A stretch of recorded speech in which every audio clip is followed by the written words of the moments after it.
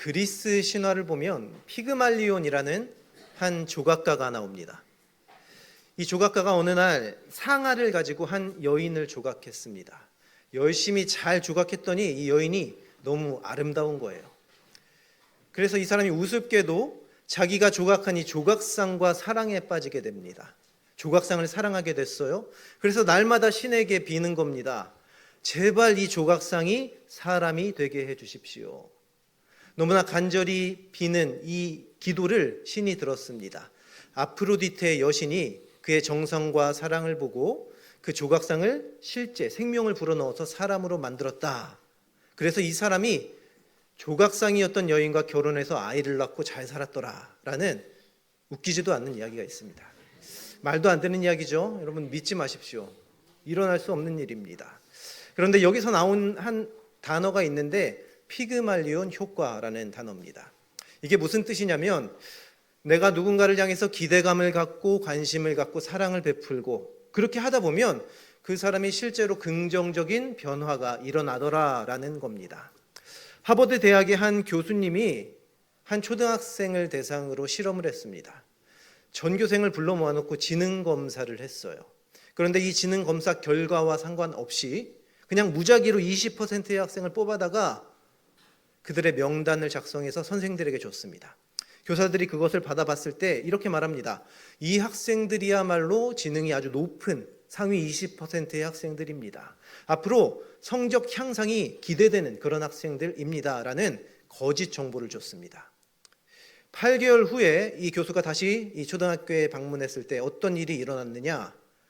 그 무작위로 뽑혔던 20%의 학생들이 다른 학생들에 비해서 월등한 성적 향상이 일어났다라는 겁니다. 지능이 뛰어나서가 아니에요. 이 교사들이 잘못된 정보를 가지고 너네들은 할 수 있어. 너네들은 뛰어난 친구들이야. 라는 기대감과 관심을 표했더니 그것이 실제로 효과로 나타났다라는 거죠. 사랑하는 성도님 여러분, 우리 서로 격려하는 게 이렇게 중요한 것 같습니다. 옆에 분들을 바라보시면서 참 잘생겼습니다 라고 말씀을 해보십시오. 얼굴이 잘생기게 변할지 모르겠어요. 옆에 분들을 보면서 참 성격이 좋으십니다 라고 말씀해 보십시오. 그러면 어떻게 될까요? 성격 안 좋던 사람들도 성격이 좋게 변할 수 있습니다. 그런데 가장 중요한 격려와 기대감은 어쩌면 우리 하나님께서 우리를 향한 기대감인 것 같습니다. 우리 아버지 하나님께서 우리를 향해서 기대감이 있으세요. 오늘 본문을 보면 하나님이 용사 기드온을 찾아옵니다. 이 기드온을 찾아오셔서 말씀하시는 거예요. 큰 용사요. 그런데 오늘 본문 이 사정만 보면 솔직하게 말해서 기드온은 큰 용사라는 그런 일컬음을 받을 자격이 없습니다. 그의 현재의 상황이나 환경이나 그가 가지고 있는 능력이나 그가 살아온 궤적들을 봤을 때 그는 큰 용사여라는 말을 들을 자격이 없는 사람이었어요. 그런데도 주님께서는 그를 향해서 말씀하시는 거예요. 큰 용사요. 왜 그렇습니까? 우리 주님은 기드온의 현재 상황을 보지 않았습니다. 그의 미래를 보셨어요. 기드온이 가지고 있는 가능성을 보셨기 때문에 이런 일컬음을 하실 수 있었으리라 믿습니다. 그리고 주님의 말씀대로 기드온은 실제로 큰 용사가 되어서 사사가 되어서 이스라엘 백성들을 미디안의 손에서 구원하는 놀라운 역사를 이루게 됩니다. 사랑하는 성도님 여러분, 우리 주님께서 우리들을 바라보실 때 이러한 마음일 것 같습니다. 우리 모든 성도님들과 우리 청년들 한 사람 한 사람의 삶을 한번 생각해 보십시오. 각자 스스로 내 삶을 돌아보십시오. 과연 나는 주님께 큰 용사라는 그런 부름을 받을 만한 사람인가? 어떤 분들은 그럴 수도 있겠지만 저는 그렇지 못할 것 같습니다. 부끄러워요. 그럴 자격이 없는 것 같습니다. 그럼에도 불구하고 우리 주님께서는 그렇게 불러주십니다. 이 말씀이 기드온에게 주시는 말씀뿐 아니라 우리 한 사람 한 사람에게 주시는 말씀인 줄 믿습니다. 왜 그렇습니까? 주님이 우리 한 사람의 현재 상황과 환경과 능력을 보시는 것이 아니라 우리 한 사람이 가지고 있는 가능성, 주님과 함께 걸어가며 주님의 뜻과 계획을 실현시킬 우리의 미래를 보시기 때문인 줄 믿습니다. 오늘 이 시간 우리 말씀을 함께 나누며 큰 용사라는 제목으로 서로 격려받는 시간 되기를 바랍니다. 첫째로 환경이 아닌 말씀을 붙들어야 큰 용사가 될 수 있습니다. 오늘 본문은 이렇게 시작합니다. 1절에 이스라엘 자손이 또 여호와의 목전에 악을 행하였으므로 여호와께서 7년 동안 그들을 미디안의 손에 넘겨주시니. 자, 이 구절 가운데 우리가 주목할 표현이 있습니다. 또라는 표현이에요. 또가 뭡니까? 계속해서 반복된다라는 의미입니다. 오늘 본문이 있는 이 사사기의 시대의 특징이 있습니다. 그것은 하나의 사이클이 계속해서 반복된다라는 겁니다. 이 사사기 사이클의 그림을 보면 이렇습니다. 가장 먼저는 죄를 저질러요. 죄를. 이스라엘 백성들이 죄를 짓죠. 여호수아가 죽은 이후에 이스라엘 백성들이 소위 말하는 자기 소견에 옳은 대로 살기 시작합니다. 쉽게 말해서 자기 멋대로 살았다는 거예요. 자기 멋대로 살다 보니 죄를 짓습니다. 그런데 이 죄를 주님께서 그냥 두고 보시지 않죠. 그들을 징계하시기 위해서 주변의 다른 나라를 통해서 압제를 당하게 하십니다. 오늘 본문 같은 경우는 미디안이 그러한 쓰임을 받았지요.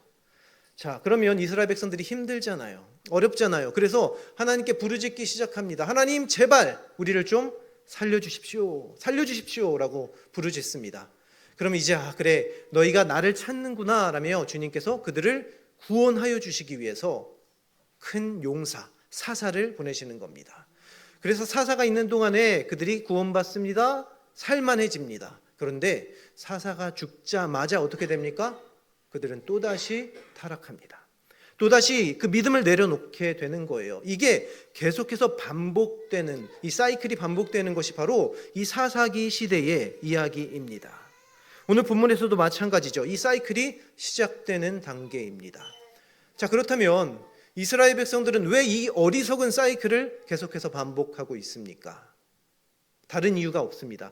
이런 사이클이 반복되는 데에는 그들의 믿음이 성장되지 않았기 때문입니다. 발전이 없는 거예요. 한번 경험했으면 나아가야 하는데, 한번 경험했으면 그런 일을 안 해야 되는데 또다시 죄악으로 돌아가는 그 모습, 반복되는 또 이런 모습들이 나타났다라는 겁니다. 여러분, 왜 이런 모습이 나타나냐? 그들의 믿음이 하나님께 있지 않기 때문입니다. 그들의 믿음의 뿌리가 말씀에 깊게 박혀 있어야 하는데 그렇지 않았기 때문이에요. 그들이 무엇을 바라봤습니까? 여호수아나 사사 같은 자신들의 지도자만 바라봤습니다. 그래서 지도자가요, 이렇게 가라 그러면 가고, 이걸 하지 마라 그러면 하지 않는 거예요. 그저 지도자가 시키는 대로 아무 생각 없이 따라가는 그런 삶을 살았기 때문에 그들이 발전할 수 없었다라는 겁니다. 그래서 자신들을 가르쳐줄 지도자가 사라지면 어떻게 됩니까? 이내 환경에 좌우됩니다. 왔다 갔다 하는 거예요. 자기 스스로의 믿음, 자기 스스로의 결정권이 없이 환경과 사람에 좌우되는 그 모습이 바로 오늘 본문 이스라엘 백성들의 모습이었습니다. 그렇다면 사랑하는 성도님 여러분, 우리들은 어떻습니까? 어쩌면 우리들의 삶 가운데 이런 어리석은 사이클이 계속해서 반복되는 것은 아닙니까? 한번 생각해 보십시오. 이스라엘 백성들이 믿음이 하나님께 말씀에 있지 않았기 때문에 이런 일이 나타났어요. 그렇다면 우리들의 모습은 어떻습니까? 우리가 겉으로는 믿음 생활 잘 하는 것 같습니다. 예배도 잘 나왔어요. 하나님을 찬양합니다. 봉사하고 헌신할 일이 있으면 헌신하고 봉사합니다. 자, 그런데 과연 그것이 진짜 나의 믿음, 하나님을 향한 믿음인가? 하나님의 말씀에 기초한 나의 믿음의 삶인가? 아니면 목사님이 하라고 하니까, 누군가 자꾸 이거 하라고 시키니까 등 떠밀려서 억지로 하는 믿음은 아닙니까? 그래서요, 나에게 이렇게 권면하고 가르쳐주는 사람이 없다 싶으면 이내 세상에 이끄는 대로, 세상이 움직이는 대로 그렇게 끌려가는 거예요. 그것이 바로 어쩌면 이 사사기 백성들의 모습, 그리고 우리의 모습들인 줄 모르겠습니다. 이러한 어리석음의 근본은 다른 데 있지 않습니다. 흔들리는 데는 뿌리가 깊이 박혀 있지 않기 때문에 흔들리는 겁니다. 우리의 믿음이 어디에 뿌리 박고 있어야 합니까? 하나님의 말씀입니다. 그래서 오늘 이 본문의 이스라엘 백성들이요, 어려움이 찾아왔을 때 말씀에 근거하고 하나님을 찾아가는 것이 아니라 그들의 능력으로 해결하려고 하는 어리석음을 보여줍니다. 2절을 보면 미디안의 손이 이스라엘을 이긴지라. 어려움이 찾아왔어요. 이스라엘 자손이 미디안으로 말미암아 산에서 웅덩이와 굴과 산성을 자기들을 위하여 만들었으며 라고 말합니다. 만들어 보는 거예요. 자기 힘으로 해보겠다고 굴도 파고요, 산성도 만들고요, 웅덩이도 만들어 봅니다. 그렇게 만들어 놓은 그 웅덩이와 굴과 산성에 숨어서 겨우 피해가는 삶, 전전긍긍하는 삶, 그것이 바로 그들의 모습이었습니다. 그러나 그들은 생각해야 했어요. 나에게 왜 이런 어려움이 찾아왔는가? 이 문제를 어떻게 하면 해결할까를 생각하기에 앞서서 도대체 왜 이런 어려움이 찾아왔는가를 보았어야 합니다. 오늘 본문 1절에 분명히 나오잖아요. 여호와께서 7년 동안 그들을 미디안의 손에 넘겨주시니, 미디안의 손에 누가 넘겨줬습니까? 하나님이에요. 하나님. 그들에게 어려움을 허락하신 분이 하나님이십니다. 그렇다면 나에게 어려움을 허락하신 하나님이라면 이 어려움을 해결하기 위해서도 하나님을 찾아가야죠. 엉뚱하게 자기 힘으로 자기 손으로 해보겠다고 노력하는 그들의 어리석음이 바로 나타나 있다라는 겁니다. 그렇다면 그들이 자기 나름대로 수고하고 노력해서 판 웅덩이가, 구리, 산성이 그들을 안전하게 지켜줬습니까? 그들은 실제로 그것으로 인해서 평안을 얻었습니까? 그렇지 못했어요. 그들은 소망이 없는 삶을 살아야 했습니다. 본문 3절을 보면 이렇게 말합니다. 이스라엘이 파종한 때면 미디안과 아말렉과 동방 사람들이 치러 올라와서 라고 말하지요. 여러분들, 파종이 뭡니까? 파종. 씨를 뿌리는 거잖아요. 이스라엘 백성들이 이제 씨 뿌릴 때가 옵니다. 농부들이 씨를 뿌릴 때 어떤 마음일까요? 내가 씨 뿌릴 때 힘들어, 괴로워, 귀찮아. 그렇지만 언젠가 거둘 결실, 내가 언젠가 거두게 될 이 열매 때문에 소망을 품고 하는 것 아니겠습니까? 이스라엘 백성도 그런 소망이 있었겠죠. 처음엔 내가 한번 뿌려보자, 눈을 피해서 뿌려보자, 어쩌면 결실을 거둘지도 몰라, 내가 먹고 살 수 있을지도 몰라. 그런데 그들의 기대감은, 그들의 소망은 번번이 부서집니다. 파종할 때면 때마다 이들이 올라오서 그들의 것을 빼앗아 가는 거예요. 조금도 남기지 않았습니다. 4절을 보면 남겨두지 아니하고 빼앗아 갔다라고 기록하고 있습니다. 사랑하는 성도님 여러분, 소망이 어디 있습니까? 소망이. 우리들은 소망이 우리의 능력에 있다고 생각해요. 우리들은 소망이 우리가 지닌 환경에 있다고 착각합니다. 내 노력과 내 수고로 소망을 이룰 수 있다고 생각하는 거예요.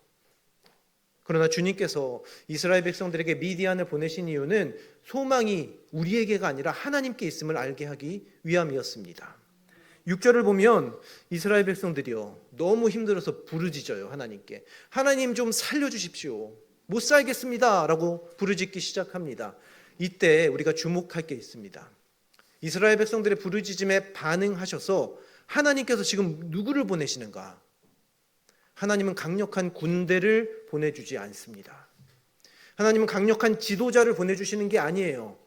하나님께서 누구를 보내십니까? 한 선지자를 보내시는 거예요. 선지자. 6, 8절을 보면 여호와께서 이스라엘 자손에게 한 선지자를 보내시니 그가 그들에게 이르되 여호와께서 이같이 말씀하시기를 이스라엘의 하나님 내가 너희를 애굽에서 인도하여 내며 너희를 그 종 되었던 집에서 나오게 하여 라고 말씀합니다.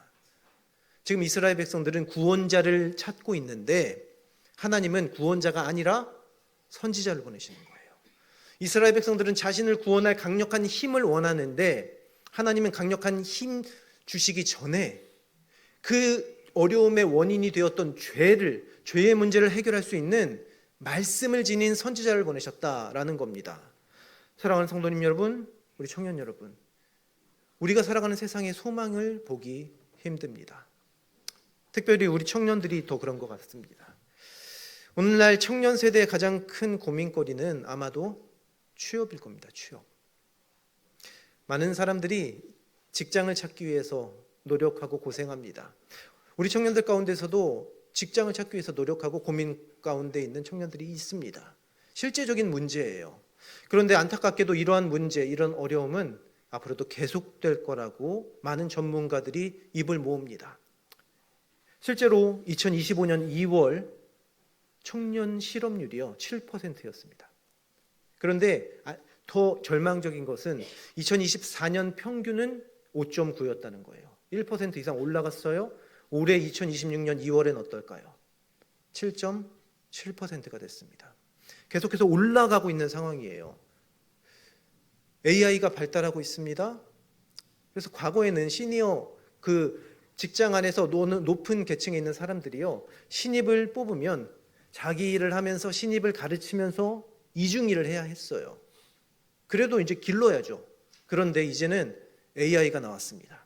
이 AI 툴을 사용하면 신입보다 일을 더 잘해요. 더 빨리 합니다. 더 많이 합니다. 그랬더니 능률이 2배, 3배 나는 거예요. 많은 기업에서 더 이상 신규 채용하는 숫자를 줄이고자 하는 분위기가 나타나고 있습니다. 조금 잔인한 말로 하자면 우리 청년들, 우리 새롭게 직장을 구하는 사람들은 이 세상에서 쓸모없는 사람 취급을 받는 겁니다. 일자리를 찾는 게 어렵죠. 그렇다 보니 가정을 꾸릴 엄두도 못 냅니다. 가정을 꾸리지 않다 보니 출산율도 떨어집니다. 나라가 점점 어려워지는 상황으로 치닫고 있습니다. 생각해 보십시오. 우리 학생부들도 마찬가지인데 지금 토요일 주일에 할 것 없이 학원들을 가거든요. 초등학교 때부터 중학교, 고등학교 때까지 총 12년 동안 기를 쓰고 열심히 노력을 해서 공부를 했는데 그렇게 해서 대학에 들어갔는데요. 거기서도 또 경쟁하는 겁니다. 치열하게 경쟁해서 좋은 학점을 땁니다. 스펙을 쌓습니다. 그리고 나서 이제 이력서를 넣어요. 내가 여기 취업해봐야겠다. 내가 한번 인생의 첫 발걸음을 한번 걸어봐야겠다. 라는 마음으로 이력서를 넣는데 뭐라고 합니까? 너는 필요 없어. 너는 우리 회사에서 필요 없는 사람이야. 여러분, 이스라엘 백성들이 파종할 때 그 소망의 마음을 품고 씨를 뿌렸어요. 이제 첫 걸음입니다. 그런데 그 파종 시작하자마자 절망을 맛봤잖아요. 어쩌면 우리 청년들이 바로 그런 절망과 아픔 가운데 살아가고 있는지 모르겠습니다. 그리고 이런 상황은 비단 우리 청년들뿐 아니죠. 우리 모든 성도님들이 어쩌면 그런 어려운 상황을 경험하고 또 겪고 있는지 모릅니다. 나름대로 무언가를 시작하려고 합니다. 건강에 문제가 생겨요. 누군가에게 배신을 당하기도 합니다.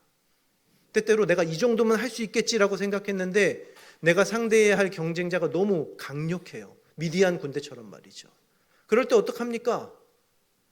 하나님께 부르짖는 거예요. 하나님께 부르짖어야죠. 뭐 방법이 있습니까? 그런데 이스라엘 백성들의 이 부르짖음이요, 사실은 하나님께 회개하는 것이 아닙니다. 오늘 본문에 어디도 회개했다라고 말하지 않아요. 그냥 부르짖는 거예요. 불만을 토로하는 겁니다. 하나님, 왜 나 좀 이렇게 힘들게 합니까? 왜 나는 이런 어려운 상황에 처해야 하는 겁니까? 하나님, 나 좀 살려주십시오. 라는 울부짖음이었지요. 그럼에도 우리 주님은 우리를 사랑하셔서 우리의 부르짖음에 응답하신다라는 겁니다. 여러분, 우리가 주목해야 할 것이 있습니다. 희망이 없는 시대에, 소망이 없는 시대에 우리가 주목해야 할 것, 그것은 바로 하나님의 말씀입니다. 하나님께서 나에게 왜 이런 문제를 주셨는가를 볼 수 있어야 하는 거예요. 당장 내 문제를 해결할 수 있는 힘을 달라고 하기에 앞서, 내가 이 문제를 해결할 수 있는 상황과 환경을 조성해 달라고 하기에 앞서 하나님의 말씀에 비추어 내 삶을 먼저 볼 수 있어야 하는 겁니다. 나는 과연 하나님께 이런 것들을 구할 자격이 있는가? 나는 하나님께 내 문제를 해결해 달라고 할 수 있는 삶의 온당함이 있는가? 볼 수 있어야 한다라는 거죠. 하나님께서 이스라엘에게 한 선지자를 통해서 말씀하셨습니다. 10절에 내가 또 너희에게 이르기를 나는 너희의 하나님 여호와이니 너희가 거주하는 아모리 사람의 땅의 신들을 두려워하지 말라 하였으나 너희가 내 목소리를 듣지 아니하였느니라 하셨다 하니라. 주님이 뭐라고 말씀하십니까? 너희가 내 말 안 들었잖아. 너희가 내 목소리 안 들었잖아 라고 말씀하시는 거예요. 주님의 말씀에 귀를 기울이지 않고 네 힘으로 하려고 했잖아. 네가 굴 파고 산성 만들고 웅덩이 파면서 거기 숨어서 문제 해결하려고 했잖아. 주님의 말씀에 귀를 기울이시기 바랍니다. 이스라엘 백성들 무려 7년 만에 주님께 부르짖었습니다. 어려움이 찾아오고요. 7년이야, 7년. 아니, 진작 좀 주님께 구하지. 진작 좀 주님께 부르짖지. 자기 힘으로 할 거 다 해보고 하다 안 되니까 주님을 찾는 어리석음. 어쩌면 이 어리석음이 우리들에게도 나타나지 않는지 모르겠습니다. 우리들은 과연 몇 년 동안 주님을 외면하고 있습니까? 우리 삶 가운데 어려움이 있다고 내 힘으로 해보려고 하고 주님을 원망하면서도 주님께 부르짖기를 언제까지 주저하고 계실 겁니까? 사랑하는 성도님 여러분, 소망 없는 세상의 해답은 환경이나 내 능력이 아닙니다. 오직 하나님께, 하나님의 말씀에 있음을 기억하시고 말씀을 의지하며 살아가는 귀한 성도님들 되시기 바랍니다. 두 번째로 하나님을 체험하는 사람이 큰 용사가 될 수 있습니다. 11절을 보면 이렇게 말합니다. 여호와의 사자가 아비에셀 사람 요아스에게 속한 오브라에 이르러 상수리나무 아래에 앉으니라. 마침 요아스의 아들 기드온이 미디안 사람에게 알리지 아니하려 하여 밀을 포도주 틀에서 타작하더니. 성육신 하시기 전 예수 그리스도께서 기드온을 찾아오셨습니다. 그리고 그를 향해서 말씀하시는 거예요. 자, 그런데 이때 기드온의 상황이 어떠합니까? 포도주 틀 안에 숨어서 밀을 타작하고 있었어요. 왜 그렇습니까? 해봤자 빼앗기니까. 타작해봤자 다 빼앗아가니까 숨어서 할 수밖에 없는 겁니다. 참 비참하고 비루한 삶이죠. 그때 주님께서 이 기드온을 찾아서 말씀하시는 거예요. 오늘 본문의 제목이기도 합니다. 큰 용사여. 12절을 보면 여호와의 사자가 기드온에게 나타나 이르되 큰 용사여 여호와께서 너와 함께 계시도다. 여러분, 아까도 말씀드렸지만 사실 상황만 보면 맞지 않아요. 그의 모습 가운데 어디 용사의 모습이 있습니까? 숨어 있잖아요. 자신감 있게 나아가서 그 일을 하지 못합니다. 벌벌 떨고 있어요. 그에게 어떻게 큰 용사란 말이 어울립니까? 그는 인간적인 눈으로 보면 용사가 아니라 패배자, 루저처럼 보여집니다. 그럼에도 예수님께서 그를 격려하시는 거예요. 야, 너는 루저 아니야. 너는 패배자가 아니야. 너는 큰 용사야. 주님이 이런 격려하심에는 당장의 현실이 아니라 그를 향한 미래를 보셨기 때문입니다. 그리고 그 미래가 어디서 비롯되는가? 오늘 본문을 보십시오. 큰 용사여 여호와께서 너와 함께 계시도다. 이 뒤에 게 사실 더 중요한 거예요. 큰 용사가 중요한 게 아니라 하나님께서 함께 하시는 게 중요한 겁니다. 큰 용사여와 여호와께서 너와 함께 하신다. 이거는 따로 된 문장이 아닙니다. 원래는 원문상에는 하나님께서 함께 하신다가 앞에 있어요. 네가 큰 용사가 되는 것은 하나님께서 함께 하시기 때문이다 라는 말입니다. 비록 환경은 보잘것없지만 그런 환경과 조건은 큰 용사가 되는 것과 아무런 상관이 없다라는 거죠. 중요한 것은 하나님이 함께 하시는가, 그 여부입니다. 그런데 안타깝게도 기드온은 스스로를 큰 용사라고 생각하지 않습니다. 15절에 그러나 기드온이 그에게 대답하되 오 주여 내가 무엇으로 이스라엘을 구원하리이까? 보소서 나의 집은 므낫세 중에 극히 약하고 나는 내 아버지 집에서 가장 작은 자니이다 라고 말씀합니다. 지금 주님께서 기드온에게 뭐라고 하셨습니까? 큰 용사요. 근데 기드온은 자신을 뭐라고 부릅니까? 나는 작은 자입니다. 작은 자. 주님은 기드온을 향해서 뭐라고 하셨냐면 너의 힘으로 이스라엘을 구원하라 라고 하셨어요. 그런데 그는 스스로 뭐라고 말합니까? 무엇으로 합니까? 지금 주님은 너의 힘으로 가라고 하는데 저는 힘 없어요 라고 대답하고 있는 것과 마찬가지입니다. 이 차이가 어디서 옵니까? 왜 주님과 기드온은 다른 시각을 가지고 있습니까?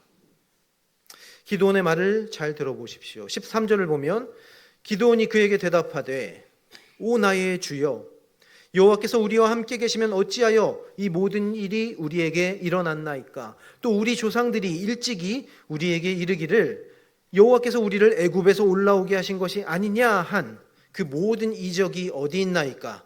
이제 여호와께서 우리를 버리사 미디안의 손에 우리를 넘겨 주셨나이다 하니. 이게 지금 기드온의 고백입니다. 기드온이 보니까 맞아요. 기드온이 지금 하나님을 아는 거예요. 하나님을 알긴 합니다. 그렇죠. 하나님과 함께하면 큰 용사가 될 수 있지요. 하나님께서 함께하시면 내가 이길 수 있지요. 미디안의 손으로부터 우리를 구원할 수 있지요. 그런데 여호와께서 우리와 함께 계시면 어찌하여 이 모든 일이 일어났나이까? 이 말은 주님이 함께하는 것 같지 않은 거예요. 뒤이어서 말하지 않습니까? 우리 조상들이 일찍이 우리에게 이르기를, 그가 하나님을 알기는 아는데 어떻게 하냐면 조상들에게 들어서 하는 겁니다. 들어서. 그냥 전에 들은 거예요. 아, 조상들은 그런 경험을 했다더라. 조상들은 하나님께서 함께 하셔서 애굽으로부터 나오고 광야 생활 가운데 어려움과 문제들을 다 해결했다더라. 이거를 들어서 하는 거예요. 들어서. 그런데 그는 들어서 알기는 아는데 그 하나님이 우리와 함께하지 않는다라고 판단하고 있는 겁니다. 그 하나님은 어디 있냐 이거예요.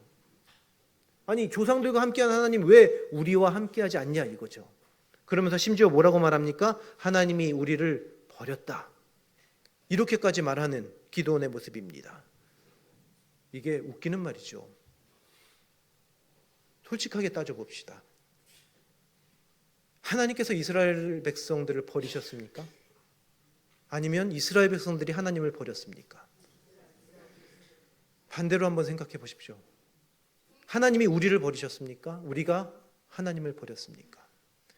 우리는 때때로 생각합니다. 하나님이 내 삶 가운데 없는 것 같아요. 내 삶 가운데 아무런 역사도 일으키지 않는 것 같습니다. 그러면서 하나님 원망합니다. 하나님 지금 어디 계십니까? 하나님 왜 나에게는 함께하지 않습니까? 아니요. 반대입니다. 우리가 하나님과 함께하지 않기에 하나님께서 준비하신 놀라운 복들을 우리가 누리지 못하는 겁니다.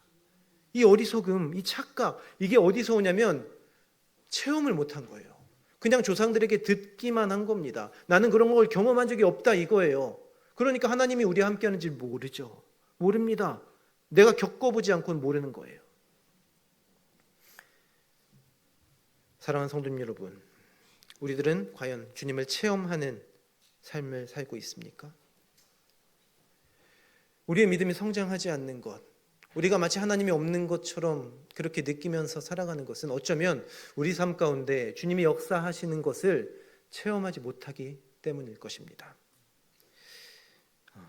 우리 어르신들은요, 사실 하나님의 역사하심을 이미 풍성하게 경험하셨습니다. 뭐 각 개개인의 경험도 있을 수 있지만 우리나라 자체가 그러했어요. 그래서 어쩌면 우리 어르신들이 보기에 우리 젊은 사람들의 삶을 보면 좀 속된 말로 나 때는 안 그랬는데 마음에 안 드는 거예요. 왜 저렇게 하지? 왜 저렇게밖에 헌신을 못하지? 그렇게 생각할 수 있습니다. 우리 청년들이나 젊은 사람들은 또 마음속으로 이러겠죠. 또 저러신다. 근데 어쩔 수 없습니다. 여러분, 우리나라의 특징이 있죠. 빨리빨리. 유례 없이 빨리빨리 우리나라가 발전해 왔습니다. 산업화도 정보화도 4차 산업혁명도 심지어 AI 지금 발전 속도가 글로벌 평균이 35%래요. 그런데 우리나라는 80%랍니다. 어마어마하게 빠르게 발전하고 있습니다. 그런데 이 빨리빨리가 기독교에도 있었어요. 1960년대 기독교 인구가 100만 명 정도였습니다. 그런데 불과 30년 정도 1990년대에 들어서서 10배가 증가했어요. 10배. 이게 우리 국가적으로 나타난 기독교의 부흥의 역사였습니다. 전쟁으로 힘들어하는 우리나라가 하나님의 역사하심 가운데 교회가 부흥된 것과 함께 나라가 발전하는 것을 우리 어르신 세대가 다 경험한 거예요. 다 압니다. 그러니까 조금 힘들어도 어려워도 내가 경험했거든. 하나님께서 함께 하시면 이 어려움을 이길 수 있다는 것을 아는 겁니다. 그래서 포기하지 않아요. 웬만하면 믿음을 잃어버리지 않습니다. 그런데 어느 순간 이 사회가 너무나 발전했어요. 그러다 보니까 사회가 발전하는 것과 기독교의 발전이 함께 가지 않습니다. 오히려 기독교는 쇠퇴해 가고 있죠. 그런 것들을 지금 젊은 세대가 고스란히 경험하고 있습니다. 나이 드신 세대와는 조금 달라요. 이제는 더 이상 밖에서, 과거에는요, 교회 다닌다고 하면, 목사라고 하면 사람들이 믿어주고 떠받들어주고 막 그러던 시대가 있었는데 이제는 안 그러잖아요. 욕먹는 시대가 됐습니다. 손가락질 당하는 시대가 됐어요. 얼마 전에 저희 아내가 택시를 탔다고 합니다. 택시를 탔는데 택시기사 아저씨가 탔을 때부터 내릴 때까지 교회 욕을 하더래요. 끊이지 않고 계속 하더랍니다. 어떻게 말도 못하겠고, 그래서 제가 그 말 듣고 남편이 목사라고 하지 그랬냐 그랬더니 그러면 더 욕을 먹을 것 같아서 말을 못했거든요. 그런 시대를 우리가 살고 있는 겁니다. 여러분, 상황이 이렇다 보니 요즘 젊은 세대는 내가 그리스도인이라는 사실을 당당하게 드러내기를 꺼려합니다. 자신감이 없는 거예요. 마치 기드온이요, 포도주 틀 안에 숨어서 타작한 것처럼, 어쩌면 우리들은, 지금 오늘날 우리들은 포도주 틀 안에서 믿음 생활을 하고 있는 것은 아닙니까? 행여나 남들이 볼까? 행여나 남들에게 들킬까? 이 모든 것들이 어디서 옵니까? 주님의 능력을 체험하지 못하는 데서 오는 겁니다. 하나님의 말씀에 한 번만 순종하면 이것을 느낄 수 있는데, 한 번만 순종하면, 오늘 본문을 보십시오. 기드온이요, 포도주 틀에서 타작하던 기드온이요, 하나님의 놀라운 능력을 체험합니다. 고기와 무교병을 가져다가 바위 위에 놓고 국을 부었어요. 불이 바위에서 나오는 놀라운 체험을 합니다. 그 체험을 하고 나서 그가 어떻게 하는지 압니까? 목숨 걸고 나와서 바알과 아세라상을 부수는 믿음의 결단을 합니다. 그 일을 행할 수 있는 거예요. 체험하니까. 그 일을 했을 때 그는 목숨 걸고 나갔거든요. 그가 죽었습니까? 죽지 않았어요. 그는 오히려 이스라엘의 지도자급이 올라갔습니다. 지도자급으로. 많은 사람들이 그를 여룻바알이라 여기며 함부로 할 수 없는 사람이 되었습니다. 그렇게 그는 사사가 돼서 300용사와 함께 미디안을 물리치는 놀라운 역사를 이룰 수 있었다라는 겁니다. 마찬가지예요. 그가 300용사와 함께 나가기 전에 양털이, 마당에 있는 양털이 젖는 그 놀라운 체험을 하는 거예요. 이 체험이 그로 하여금 믿음의 확신을 갖게 하고 더 열심히 나가서 주님을 위해 섬길 수 있게 하는 겁니다. 사랑하는 성도님 여러분, 우리에게 체험이 필요합니다. 체험이. 우리가 주님의 말씀에 순종하지 않으면 체험할 수가 없어요. 일단 한 걸음 나아가야 순종할 수 있는 겁니다. 주님께서 14절에서 말씀하세요. 너는 가서 이 너의 힘으로 이스라엘을 미디안의 손에서 구원하라. 일단 가라 이겁니다. 일단 가서 행하지 않으면, 순종하지 않으면 체험이 없고, 체험하지 않으면 믿음의 발전이 없다라는 겁니다. 제가 앞서 말씀드리지 않았습니까? 사사기의 시대는 안 좋은 사이클이었어요. 계속해서 반복하는 악한 모습들이 드러납니다. 그런데요, 우리가 믿음의 말씀에 순종해서 체험하는 그 삶은 우리로 하여금 믿음의 선순환을 일으키게 합니다. 한번 해볼까 하고 나아가서 말씀에 순종해요. 그러면 하나님께서 역사하셔서 우리를 통해 우리가 상상하지도 못한 놀라운 하나님의 역사를 체험하게 됩니다. 그럼 어떻게 됩니까? 앞으로 더한 일이 있어도 우리가 순종할 수 있는 거예요. 더 어려운 일이 있어도 포기하지 않고 절망하지 않고 담대히 나갈 수 있는 겁니다. 고작 300의 용사로 나가서 싸운 것처럼 말이죠. 그러면 어떻게 됩니까? 우리의 믿음이 더 성장하고요, 또 체험하고요, 또 순종하고 또 체험하고, 이게 바로 믿음의 선순환입니다.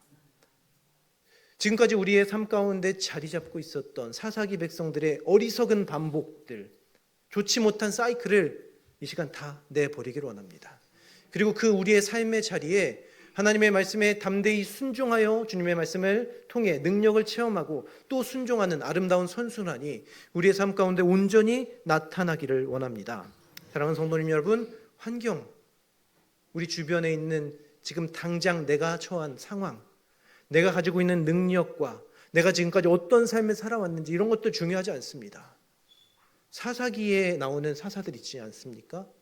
물론 뛰어난 힘을 가진 사사도 있었고요, 집안이 좋은 사사도 있었어요.